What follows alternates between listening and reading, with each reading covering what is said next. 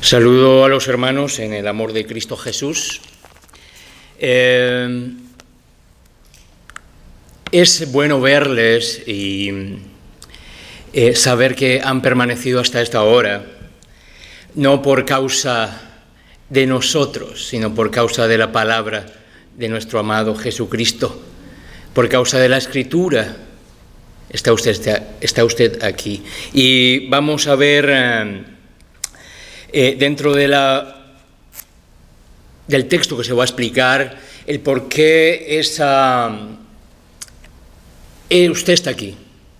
Es uno de los puntos a tratar. Nosotros como misioneros hemos sido llamados a servir. Junto con mi hermano y conmigo hemos llevado y hemos entregado ese mensaje de salvación que Jesucristo quiere que entreguemos. Mas no solamente nosotros tenemos ese llamado, todos estamos llamados a servir, a ser siervos. ¿Siervos de quién? De Dios. Servir es entregar lo mejor de nosotros para llevar ese mensaje de salvación a aquellos que están perdidos. Y siempre en mi memoria y en mi corazón está el libro de Jonás, porque él como profeta, como misionero que fue llamado por Dios a llevar su palabra, pues tiene una historia bastante interesante. Y es el libro que vamos a tratar hoy, y es el libro de Jonás, capítulo 1, verso 4 al 7. Libro de Jonás, del profeta Jonás.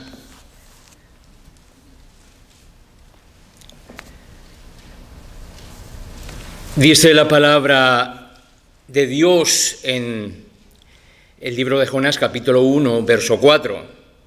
Pero Jehová hizo levantar un gran viento en el mar, y hubo en el mar una tempestad tan grande que se pensó que se partiría la nave. 5. Y los marineros tuvieron miedo, y cada uno clamaba a su Dios. Y echaron al mar los enseres que había en la nave, para descargarla de ellos. Pero Jonás había bajado al interior de la nave y se había echado a dormir. Verso 6. Y el patrón de la nave se le acercó y le dijo: ¿Qué tienes, dormilón? Levántate y clama a tu Dios, quizá Él tendrá compasión de nosotros y no pereceremos. Verso 7. Y dijeron cada uno a su compañero: venid y echemos suertes para que sepamos por causa de quién nos ha venido este mal. Y echaron suertes, y la suerte cayó sobre Jonás. Es la palabra de Dios. Y entrando en la palabra, vemos que hay un propósito de Dios a través de esta historia de Jonás. Y para ello he tomado 3 puntos relevantes que son y hacen parte de este propósito de Dios. El primero era demostrar a Israel y a las naciones la magnitud y la ampliación de la misericordia divina.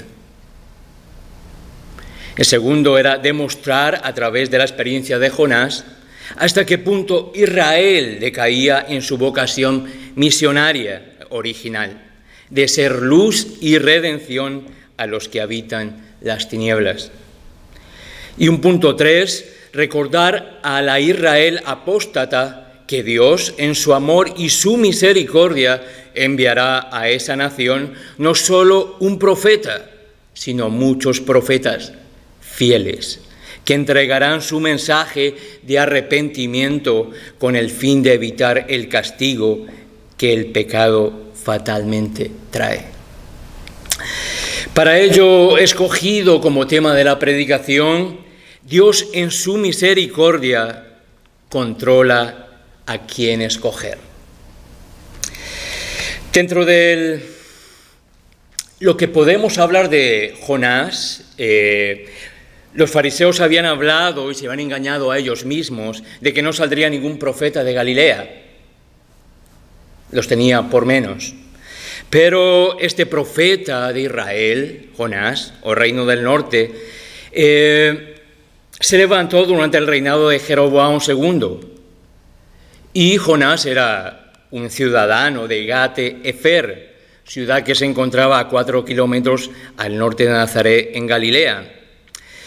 El ministerio de Jonás tuvo lugar poco después del profeta Eliseo, y aunque se desconoce el autor del libro, se asume o se presume que fue el mismo Jonás quien escribió este libro. A diferencia de otros profetas, cuyo mensaje para Israel especialmente era de juicio, Jonás tuvo un gran privilegio y fue de predecir un periodo de expansión nacional. Un mensaje de renovación, un mensaje de misericordia que Dios quería entregar para aquellos que se estaban perdiendo, aquel pueblo. Dice que ese arrepentimiento de Nínive sucede después de que algunos acontecimientos naturales se presentan en medio de esta nación, como era un terremoto, dos grandes plagas, y un eclipse de sol.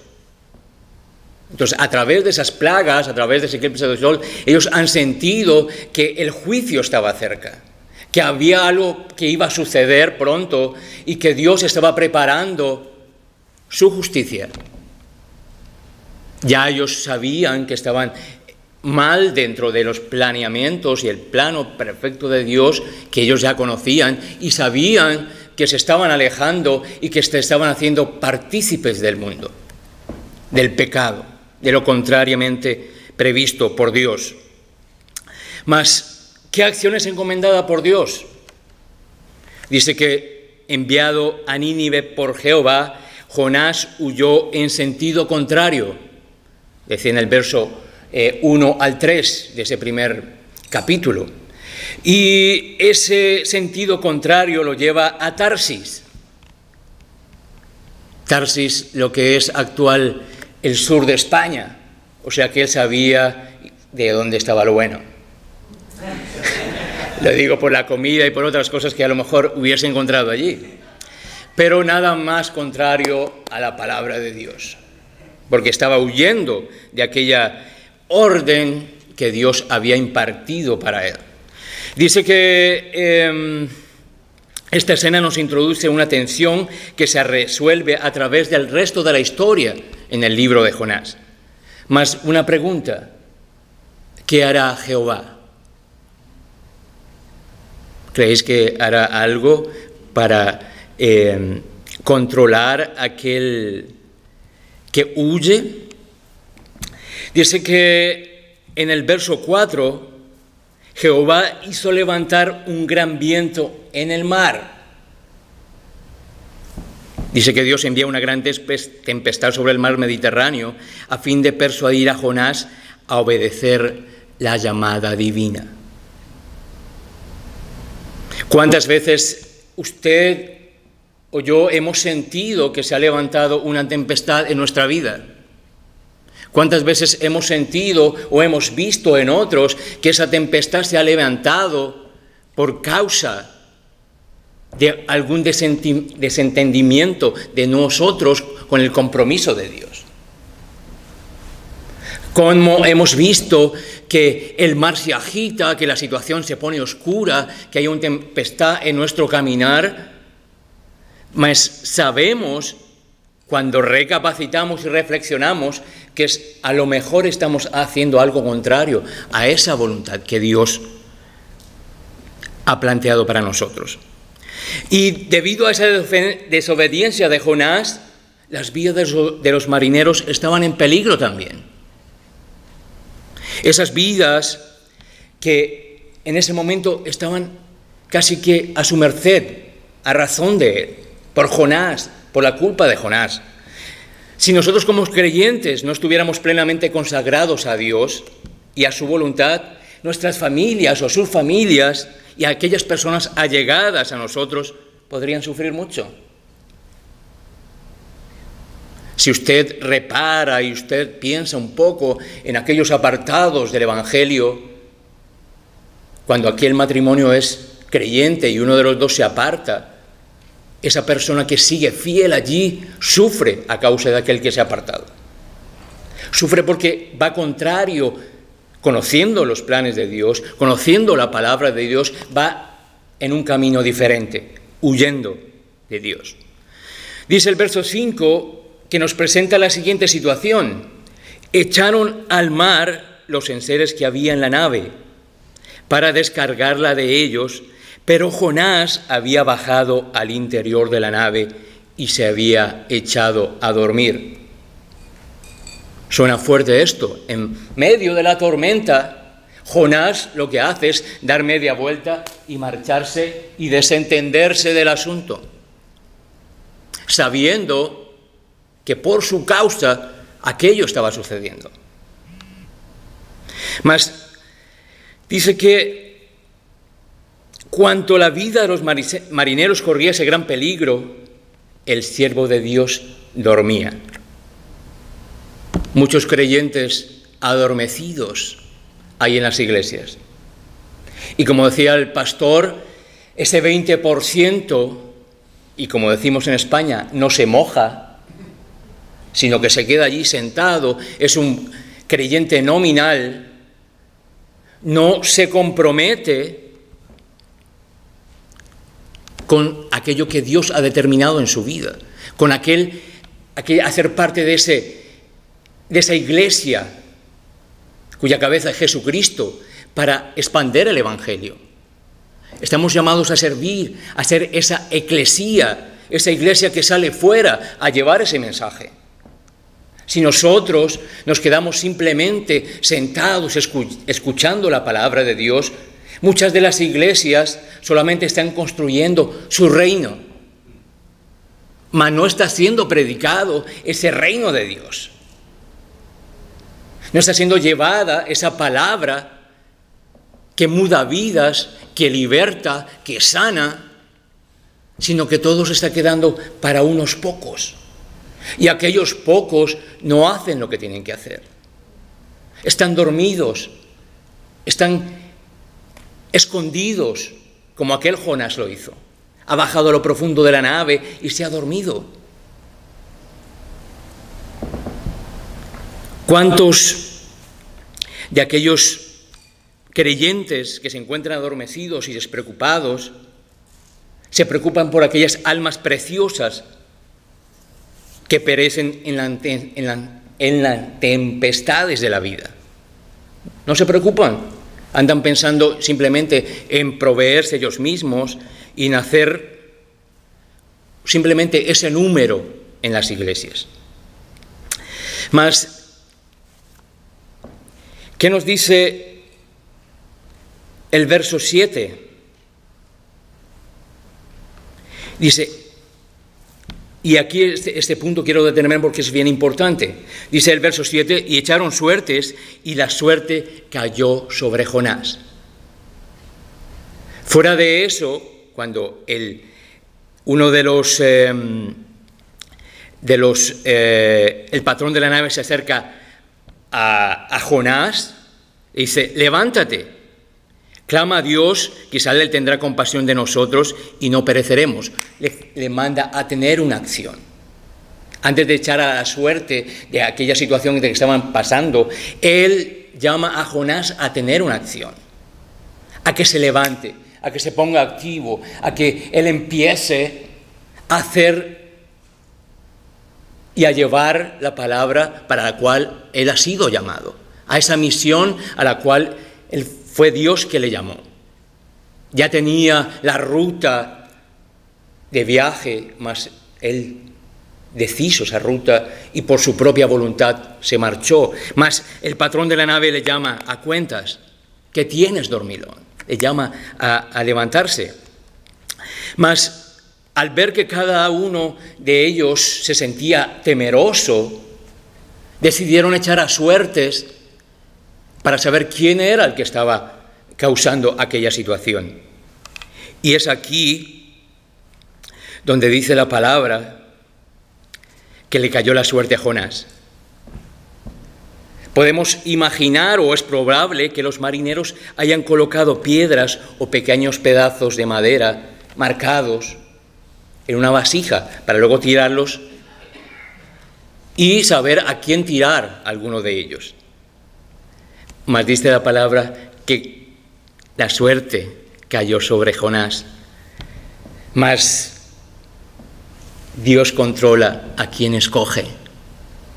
Dios sabía que él tenía que comparecer frente a aquella orden que él había dado y que él había rechazado y que había rejeitado, que la había dejado de lado. Podemos ver que la suerte no existe. Es Dios quien opera en las vidas de cada uno de nosotros para llevar a cumplimiento su palabra perfecta en nuestras vidas. Por eso, el que usted se encuentre hoy aquí, el que usted esté presente en esta noche, no es cuestión de coincidencia. Es porque Dios ha permitido que usted esté aquí, escuchando a todos los hermanos exponer la palabra de Dios. Qué mayor que es edificarnos en la palabra. Es el pan que alimenta, es la palabra que muda vidas, es agua que sacia la sed. Es Jesucristo, es Dios hablando a través de su palabra y de las Escrituras. Por eso es tan importante que usted esté hoy aquí, es tan importante que usted haya prestado atención a cada uno de los pasajes que se han citado hoy, en esta noche, para que esa palabra sea atesorada en sus corazones y más allá de atesorarla, sea puesta en práctica. Porque esa palabra está llamada para aplicarse. Es una palabra viva, es una palabra que hay que vivirla. Y es una palabra que nosotros como miembros de la Iglesia estamos llamados a entregarla. Estamos llamados primeramente a servir a Cristo. Cuando nosotros queremos ir a predicar, ir a entregar el mensaje, creemos que no tenemos la capacidad para hacerlo.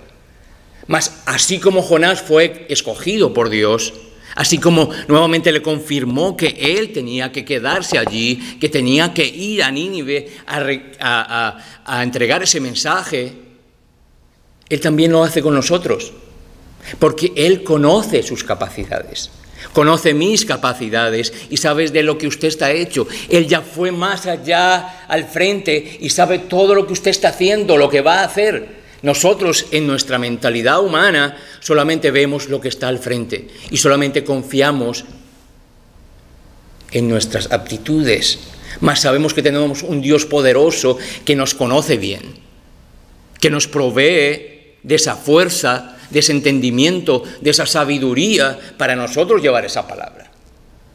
Es por eso que este llamado de hoy es para dejarles saber que Dios está en control.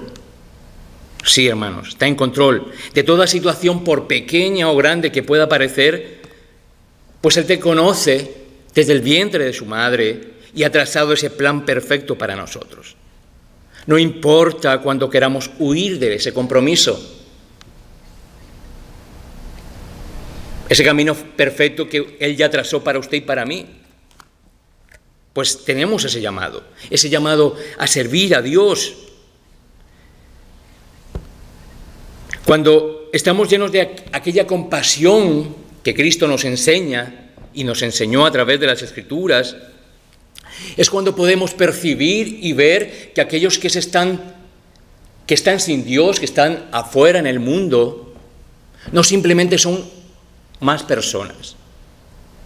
Cuando nosotros tenemos esa compasión de Jesucristo, cuando queremos imitar a Jesucristo, cuando queremos saber y apropiarnos de esa compasión, esa misericordia que Él tuvo para con nosotros, dando su vida por nuestros pecados, es que nosotros podemos demostrar que tenemos esa compasión también por aquellas personas que no son simplemente personas. Tenemos que verlas como almas que van camino al infierno, que se van a perder. ¿Cuántos de nosotros aquí tenemos algún pariente cercano que es inconverso. ¿Usted sufre por ese hermano? Claro que sí.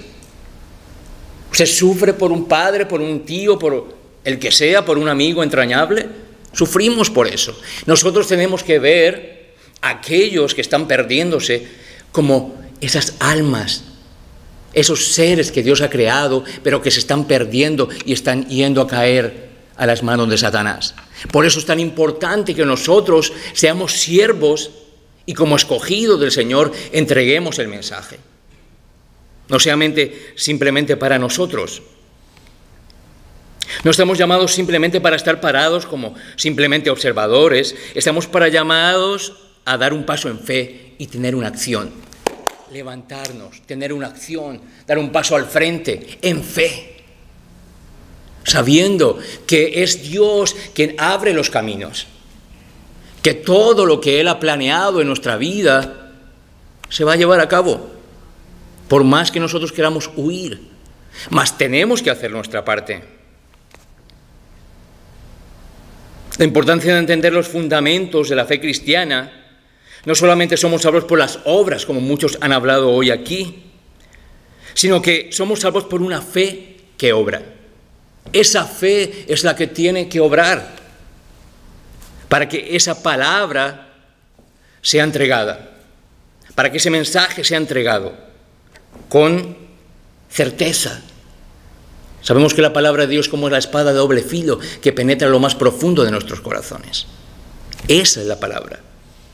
Por eso el llamado hoy es para deciros que si somos salvos por una fe que obra, una fe que produce fruto, decimos que Dios conoce los corazones. Y si no hay fruto en la vida cristiana, algo pasa. Es una reflexión para vosotros en esta noche, para saber si estamos atendiendo ese llamado de servicio, de servir a Dios, de entregar su palabra, de no ser como Jonás, de huir, perdiéndose de la bendición que tenía Dios en su vida y a través de él para otras personas, para otro pueblo, si no hubiera sido entregado ese mensaje. Por eso Dios en su misericordia controla a quién escoger. Le ha escogido a usted me ha escogido a mí. Y por ello nosotros debemos atender y entregar lo mejor de nosotros para llevar ese mensaje de salvación, de vida eterna, a aquellos que tanto lo necesitan.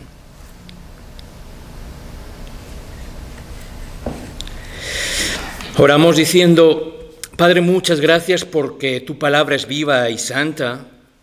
El Señor es fiel y verdadero.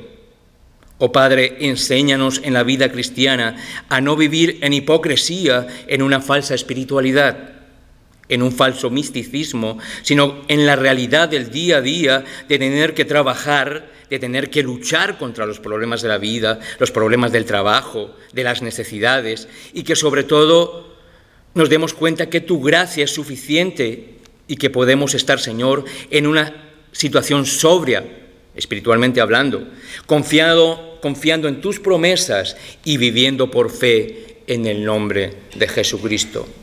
Amén.